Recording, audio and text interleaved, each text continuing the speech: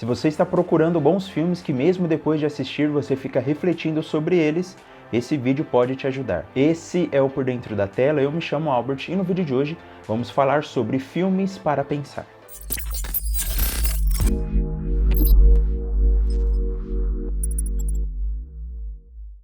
Começando pelo O Assassino de Cloverhead. Tyler, que é um menino adolescente, descobrindo aí as sensações e os desejos dessa fase da vida, começa a desconfiar que o seu pai possa ser uma pessoa mais perigosa do que aparenta. Já começando por uma curiosidade com esse filme, é que Cloverhead é um tipo de nó usado pelos escoteiros, e aqui no Brasil esse nó é conhecido como volta do fiel. E isso é importante porque na série, esse serial killer do filme, ele usa esse nó para marcar as suas vítimas. No fingerprints, no blood. Just a Cloverhead tied to every victim's house. O interessante desse filme é que muitas vezes a gente não sabe quem está do nosso lado. Então o Tyler, ele começa a desconfiar de que o seu pai possa ser uma pessoa perigosa que há muitos anos aterrorizou aquela pequena cidade. Até nós, espectadores, ficamos com essa dúvida até uma certa parte do filme, até que a gente não tem mais dúvida sobre quem é verdadeiramente o pai do Tyler. O interessante desse filme é que eu realmente me peguei pensando em como as pessoas podem esconder segredos, ou então pode esconder o seu passado, e a gente pode não saber muito bem de como ela é de verdade.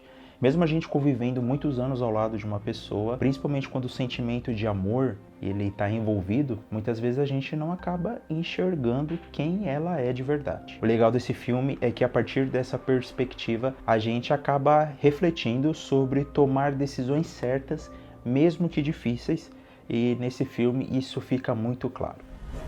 Something like grabbing one of these tools and wham!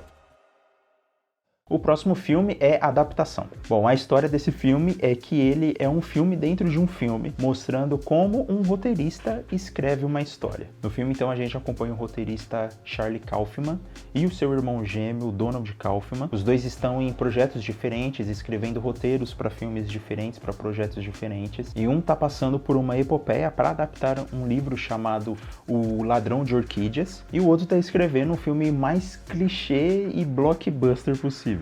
O filme, além de ser muito premiado, principalmente nas categorias de roteiro, a gente acaba entendendo a frustração de quem é roteirista, que é o primeiro grande passo para desenvolver um grande filme. Então esse filme Adaptação, ele brinca com essa expectativa que o roteirista e a produção têm sobre a história que eles querem fazer. E o Charlie Kaufman, ele é conhecido por escrever filmes que realmente nos desafiam, né? Então, por exemplo, ele escreveu Eu Quero Ser John Malkovich e também O Brilho Eterno de Uma Mente Sem Lembranças, dois filmes aí que sempre são citados em listas de filmes para pensar, em filmes filosóficos, enfim. Se você não assistiu esses filmes, também vale muito a pena. Uma curiosidade também é que nos créditos do filme aparece que ele foi escrito pelos irmãos Kaufman, mas na verdade o Charlie Kaufman não tem nenhum irmão gêmeo e ele creditou o roteiro a um personagem desse filme. E se você chegou até aqui, quero convidar você a se inscrever no canal.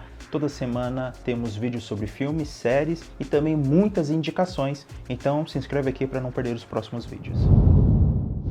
O próximo filme é Olhos da Justiça. Depois de 13 anos, uma pista de um assassinato não resolvido vem à tona. Olhos da Justiça é uma refilmagem de um filme argentino que também foi baseado num conto daquele país. Eu quero destacar o grande elenco desse filme que chama muita atenção, que é o Chiwetel Ejiofor, a Nicole Kidman e a Julia Roberts. O Olhos da Justiça é um filme que vai fazer você pensar sobre onde termina a lei e onde começa a justiça, né? Sabe aquele ditado olho por olho, dente por dente? Esse ditado muitas vezes ele é colocado em aulas de filosofia e até em aulas de direito para realmente provocar nos alunos sobre o seu senso de moral, de justiça, mas principalmente o senso de sociedade. Esse ditado que beira a barbárie, ele deve ser realmente conversado, discutido, para mostrar como não se deve fazer numa sociedade. Então, ao mesmo tempo que esse filme tem essa mensagem forte do que é lei,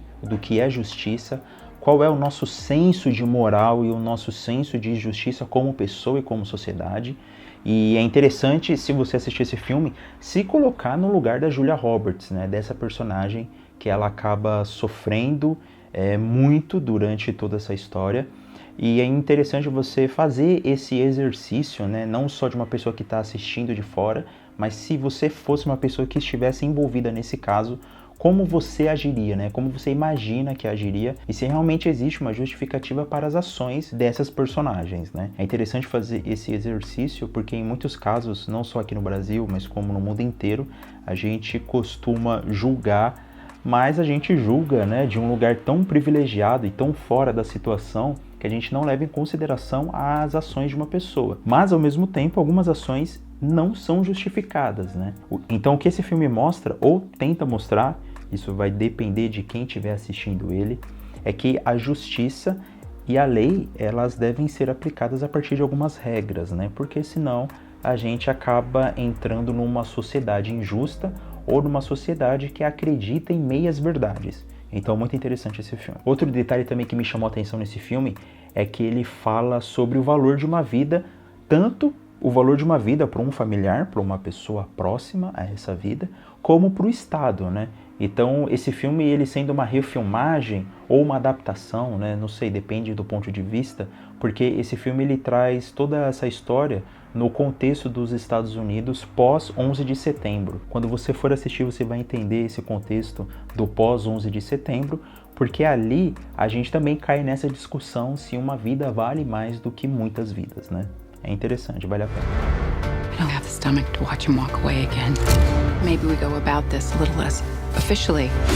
O próximo filme é Birdman. Mesmo depois de anos, um ator se vê aterrorizado por um personagem. Se você assistiu o último vídeo do canal, sabe que o Michael Keaton interpretou o Batman em 92, e esse filme justamente é uma, entre aspas, brincadeira sobre esse personagem que o Michael Keaton acabou representando na década de 90. Inclusive tem uma fala dele no filme que ele diz que a última vez que interpretou o Birdman foi em 1992, coincidentemente, quando ele interpretou o Batman. Em entrevista, o Michael Keaton falou que esse foi o personagem mais difícil de ele interpretar, de ele trabalhar, porque ele se distancia muito de quem ele é de verdade. Uma coisa muito perceptível nesse filme é que o diretor Alejandro Inarritu, ele tentou construir uma linguagem fílmica como se fosse um take só, sabe? Como se o filme não parasse em nenhum momento e as elipses de tempo quase não são percebidas, né? Então parece que a gente está assistindo um filme que quase não tem cortes. Para ele chegar nesse estilo, ele treinou tanto, ensaiou tanto com os atores e com o diretor de fotografia, que a edição desse filme durou apenas 2 semanas, né? Esse marco é completamente não alcançável por grandes produções, porque geralmente grandes produções têm vários takes, vários cenários, várias filmagens, e a edição precisa de muito mais do que 2 semanas para chegar no resultado final do filme.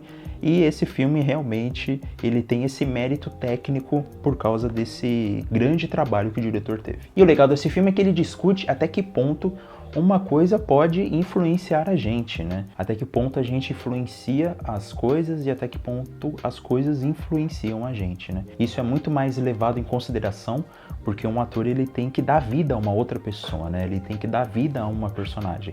Isso quando é um bom ator ou uma boa atriz, né? Então nessa discussão mostra como que a gente é influenciado por essas coisas e como a partir disso a gente enxerga a vida, né? O legal desse filme é que o Birdman, que é o super-herói fictício dessa história, ele influencia na visão de mundo do protagonista. Ele tem em sua personalidade um pouco de ganância, sabe? Ele sempre quer um pouco mais, ele sempre quer mais o sucesso, e isso acaba impulsionando o protagonista a tomar algumas decisões equivocadas, mas também a querer buscar algo a mais do seu trabalho. Isso mostra também como ele fica frustrado, como ele espera que a sua peça dê certo. Enfim, é um bom filme. Esse filme caiu nas graças, né, da crítica especializada de Hollywood, que premiou ele várias vezes, inclusive ganhando o Oscar de melhor filme, melhor diretor em 2015 lá no Oscar. E um assunto que esse filme discute também é sobre legado. Qual vai ser o nosso legado? O que vamos deixar de legado?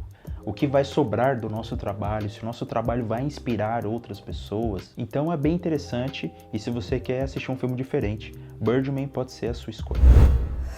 Chegamos então no último filme da lista, que é Efeito Borboleta. Depois de descobrir as suas habilidades de voltar no passado, Evan então vai tentar mudar o seu futuro. O interessante desse filme é que ele coloca questões da viagem no tempo que não envolve, por exemplo, o mundo inteiro, mas complicações locais. Ou seja, é a vida do protagonista que está em jogo, né? É o futuro do protagonista que está em jogo e não de toda a humanidade. E o mais instigante desse filme é que ele sempre volta um pensamento que eu acho que todo mundo já teve, que é, putz, se eu pudesse voltar no passado, eu mudaria isso ou mudaria aquilo. O que nos faz refletir sobre uma questão: nós somos a somatória de todas as decisões em nossas vidas? E se lá no passado eu tivesse tomado uma outra decisão, por menor que fosse, esse filme mostra que poderia mudar tudo. Então esse filme se baseia na teoria do caos, né, onde fala que o bater de asas de uma borboleta de um lado do mundo pode ser a causa de um furacão do outro lado do mundo. E também sobre a sensibilidade das condições iniciais, né?